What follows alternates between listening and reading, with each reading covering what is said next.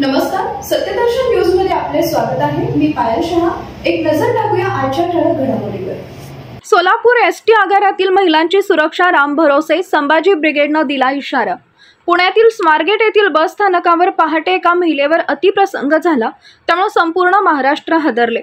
संभाजी ब्रिगेडच्या कार्यकर्त्यांच्या वतीनं महिलांच्या सुरक्षेबाबत सोलापूर बस स्थानक परिसराची पाहणी रात्री 10 वाजता केली। संभाजी ब्रिगेडच्या कार्यकर्त्यांना एसटी आगारातील महिलांची सुरक्षा रामभरोसे असल्याचं निदर्शनास आले। जीप आहे हा म्हणजे चालू करा अंधारातला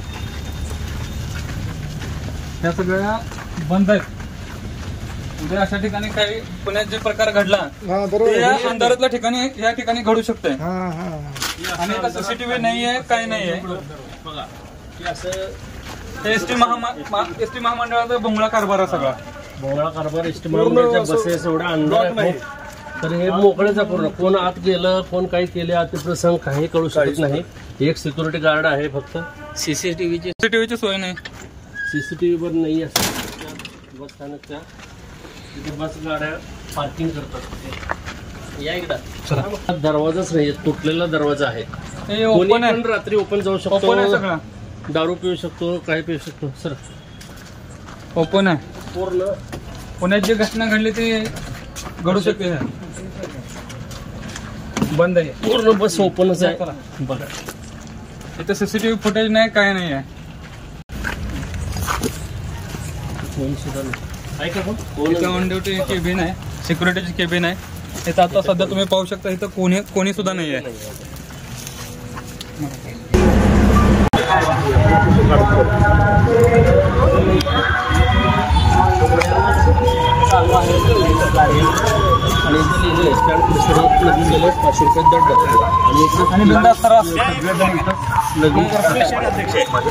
इथं बघा आता इथं लिहिलंय लघवी केल्यात, स्टँड परिसरात लघवी केल्यात 500 रुपये दंड, पण सरात आणि सगळे आता लघवी करून जातात उघड्यावर। बघा एसटी महामंडळातले एक प्रमुख आगार काय करतात, लक्ष द्यायला पाहिजे ना त्यांनी।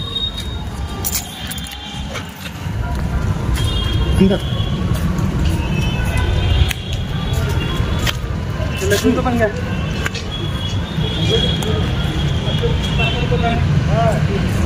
पहिली सुरक्षा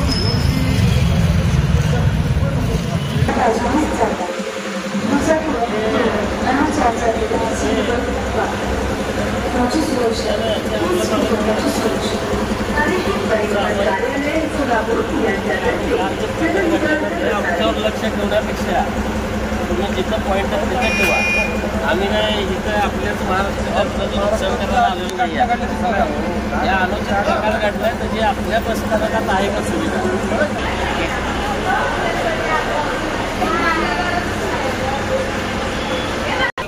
कोण नाही।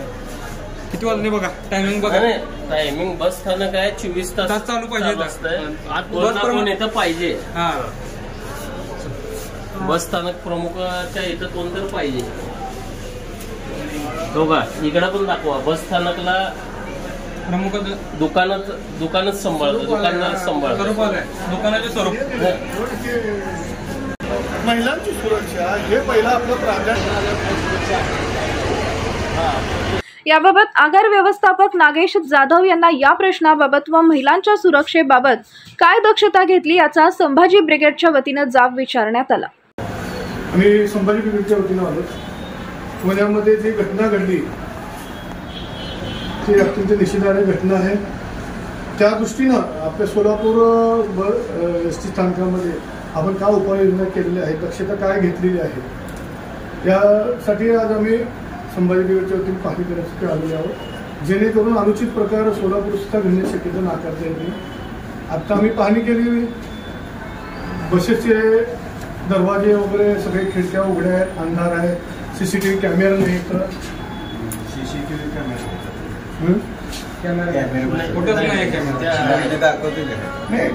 कॅमेरे आहेत पण दर्शनी भागात आहेत, जिथं असं अनुचित प्रकार घडण्याची शक्यता आहे, अंधार आहे, तिथं कॅमेरे नाही। कारण अशा घटना त्या ठिकाणी होतात, उजेडात कोणीच असं करत नाही। त्यामुळे आपण दक्षता देता आणि सिक्युरिटी गार्ड आपल्याकडे किती आहेत नाही, मग वरिष्ठ अजून जागेत असले नाहीत का? तेवढा प्रकार आहे. मला येऊन गेले मला येऊन गेले.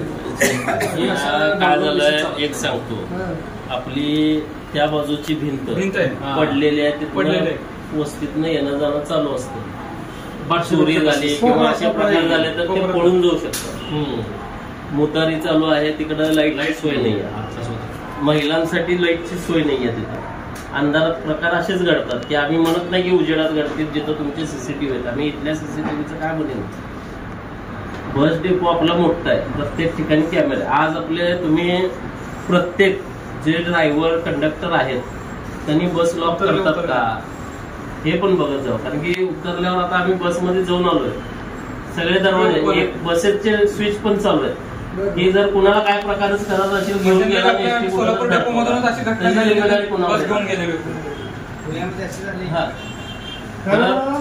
आपलं बस स्टँड पासून डेपो पर्यंतचा जो रोड आहे तो पूर्ण अंधाराच आहे. तिथं आपले कर्मचाऱ्यांचे निवासस्थान पण आहे, पण पूर्ण अंधार असतो. मागं सगळे तिथं बंद बसेस पण ठेवलेले आहेत. त्या बंद बसेसचे दरवाजे पूर्ण ओपन आहेत. आपला सिक्युरिटी गार्ड गेटवर नसतो, त्याची केबिन आहे मागं. एका केबिन मध्ये तर कोणच नाही, वालीच नाही आहे तिथं तर भिंत पण नाही, तर आत जायला सगळं ओपनच आहे. आणि इकडच्या बॅक साईड लघवी केल्यास उघड्यावर लघवी केल्यास 500 रुपये झाले. तर तिथं आपल्याला महत्वाचं काय साहेब, आमच्या माता भगिनींची सुरक्षा. जर असा अनुचित प्रकार घडला तर संभाजी ब्रिगेड गप्प बसणार नाही. तुम्ही वेळेस दक्षता घेतली पाहिजे. बाकी किरकोळ घटनेत आमचं लक्ष नाही. आम्हाला काय, आमच्या माता भगिनींची सुरक्षा महत्वाची आहे. म्हणून आणि हे जे प्रकार सांगितले, भिंत, हे रोडच्या लाईट, कॅमेरे, हे सुरक्षेच्या दृष्टिकोनातून महत्वाचे आहे. बाकी आम्ही काय धंदे चाललेत किंवा काय चालतेत हे बघत नाही. गाड्या कुणाचे उभारते. त्यामुळे सोलापूर बस स्थानक प्रशासन यंत्रणा याबाबत गंभीर नसल्याचं दिसून आले. संभाजी ब्रिगेडच्या स्टाईलला आंदोलन करण्याचा इशारा देताच तातडीनं वरील उपाययोजना करण्याचं आश्वासन संभाजी ब्रिगेडला आगार प्रमुख नागेश जाधव यांनी दिले. आणि बऱ्याच ठिकाणी सीसीटीव्ही कॅमेरे नाहीत, सुरक्षा गार्ड म्हणावं त्या पद्धतीनं नाहीत. फक्त 2 ते 3 सिक्युरिटी गार्ड दिसलेले आहेत. आणि महिलांची जे ह्याची बाथरूमची गैरसोय आहे ती एक दूर करावी, म्हणून आम्ही आज इथं तुम्हाला भेट देण्यासाठी आलो होतो. मग आपण हे तात्काळ जी घटना पुण्यात घडली ती आपल्या इतर ठिकाणी होऊ नये म्हणून काळजी घ्यावी, दक्षता घ्यावी.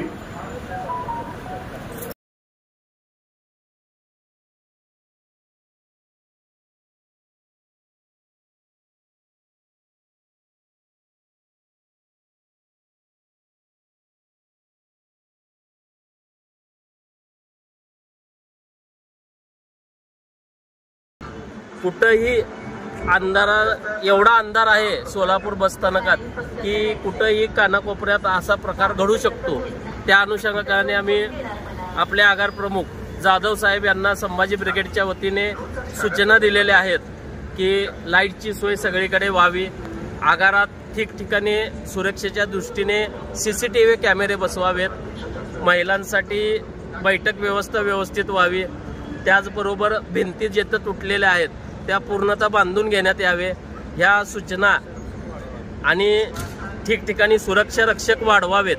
सुरक्षा रक्षकची कमतरता इथं आढळली ते वाढवण्याच्या सूचना आम्ही केलेल्या आहेत. त्या अनुषंगाने आगार प्रमुखाने आम्हाला ह्या आठवड्यात ह्या सर्व त्रुटी पूर्ण करून आम्ही व्यवस्थित सर्व करून ठेवतो आणि महिला भगिनींच्या सुरक्षेची काळजी घेतो हे आम्हाला आश्वासन दिलेलं आहे.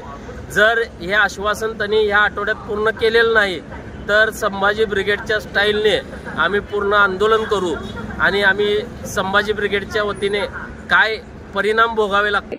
पश्चिम महाराष्ट्र अध्यक्ष श्याम कदम, जिल्हाध्यक्ष संभाजी भोसले, शहराध्यक्ष शिरीष जगदाळे, गोवर्धन गुंड, शत्रुघ्न माने, ॲडव्होकेट गणेश कदम, शेखर चौगुले, यशवंत लोंढे, प्रशांत देशमुख, संतोष सुरवसे, राजेंद्र माने, सतीश वावरे, चंद्रशेखर कंटीकर, राजेश गायकवाड, सिद्धाराम सावळे आदी उपस्थित होते.